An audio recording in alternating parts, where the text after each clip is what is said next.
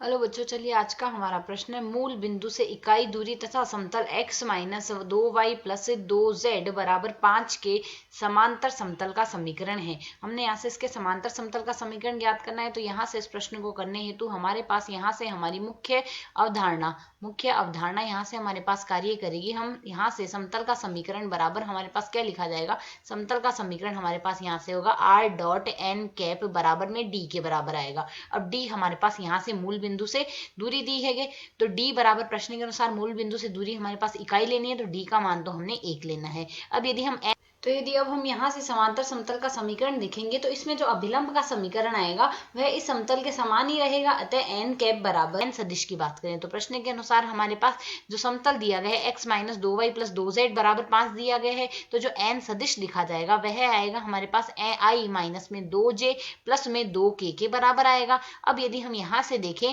हमने n के लिए इकाई सदिश लिखना है। इकाई सदिश होगा n का सदिश बट्टे n का मापांक आएगा। इसे यदि हम सरल करेंगे तो n का मापांक हमारे पास यहाँ से क्या बनेगा, 1 बट्टे वर्गमूल। यहाँ से हमारे पास आएगा 1 प्लस 2 का वर्ग 4 प्लस 2 का वर्ग 4 गुणा में हम लिखेंगे i माइनस में 2j प्लस में 2k। इसे यदि हम यहाँ से सरल करेंगे तो जो मान आएगा वह बराबर आएगा 9 का वर्गमूल बराबर 3, तो 1/3 गुणा में i माइनस 2j गुणा में 2k। यह तो आ गया एन कैप। एन कैप का मान हमें यहाँ से प्राप्त हो चुका है।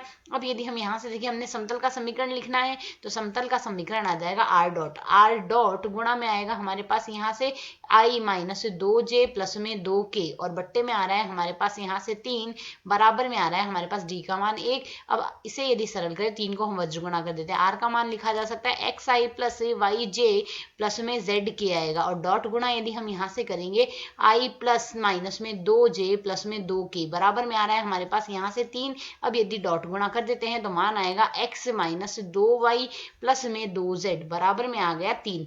तो यदि हम यहाँ से विकल्पों से तुलना करें तो x minus 2y plus 2z minus 3 बराबर 0 हमारे पास यहाँ से समतल का समीकरण आएगा। तो यहाँ से हमारा विकल्प ए सही हल है। आशा है समझ आया। धन्यवाद।